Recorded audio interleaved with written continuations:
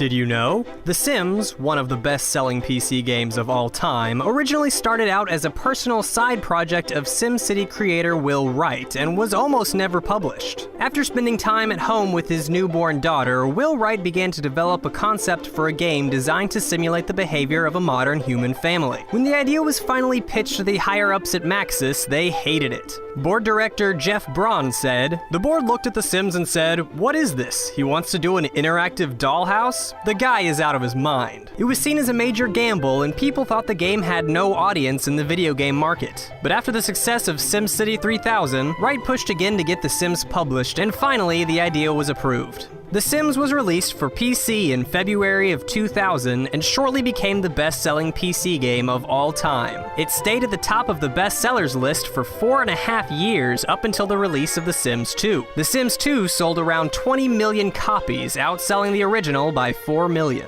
It is said that the idea for certain mechanics in The Sims came to creator Will Wright after he lost his home to a fire. Wright said that the experience forced him to look at his home from a different perspective. He began to think about rebuilding his house from scratch and about rebuying the different objects that had decorated the inside. The experience directly inspired his idea for a game in which players build spaces and simulate the lives of the people who inhabit it. In fact, the game started out solely as an architecture simulation game, and the Sims were only there to evaluate your creations. It was later decided that the Sim characters themselves were more interesting than the developers had anticipated, and their role in the game was expanded upon. Many of the wants and needs of the characters within the game were developed after analyzing behavioral studies of real-world humans. The Sims even use a fictional language called Simlish, which is based on real-world languages. During development, Will Wright felt the characters needed voices to express emotion and connect with the player, but it was thought that real languages would sound too repetitive and would be too costly to translate. So, the development team started working on a fake written language by combining the alphabet and visual structure of over 8 different world languages. The spoken version of Simlish is just gibberish, which was improvised during recording. In fact, the developers specifically hired actors that were good at making up gibberish sounds during auditions.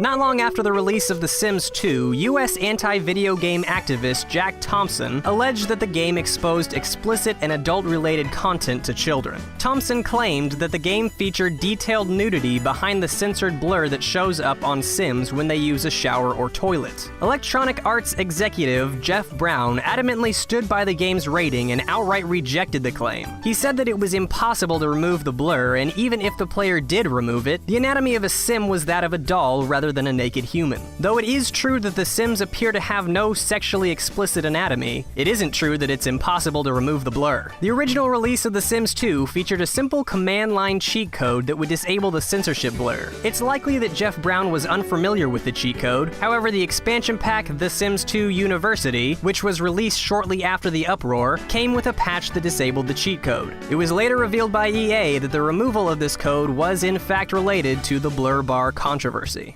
Weather was also planned to be a feature in the original Sims 2 release. An early trailer shows a female Sim in a hot tub who gets struck by lightning during a rainstorm. However, rain cannot be found in The Sims 2. Weather effects weren't added to the series until 5 years after the trailer, with the release of The Sims 2 Seasons. According to some dedicated The Sims fan sites, almost all of the game's development data was lost in an office server room fire. The fire resulted in most of the game having to be remade again from scratch. This is also said to be the reason why many graphical elements in The Sims 2 beta looked better than they did in the final release. The developers were pressed for time and had to remake a lot of the content in a hurry. An early trailer for The Sims 2 also features 3 vehicles lined up side by side, one of which is a bright yellow sports car. Vehicles were only made drivable by playable Sims for the first time with the release of The Sims 2 Nightlife.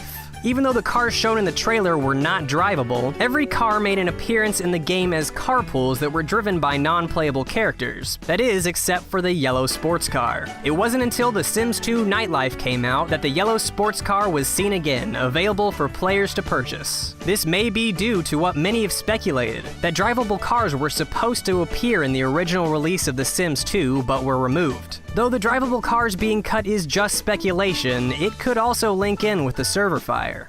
Throughout the series, The Sims has also had some fairly interesting secrets and Easter eggs. When traveling through time in The Sims 3 Ambitions expansion pack, there's a reference to Mass Effect where your sim will accidentally appear in the middle of a crowd cheering about how some kind of shepherd just saved the galaxy from some huge ancient machine god threat. There's also a reference to Red Faction Guerrilla, where your sim stands up for miners' rights on Mars, but is then attacked and almost arrested by the Earth Police. There's also a Dragon Age Origins reference when traveling to the past. While traveling through tunnels, your sim can be saved by a warden who leads the sim out safely. The warden is the name for the player-controlled protagonist in Dragon Age Origins.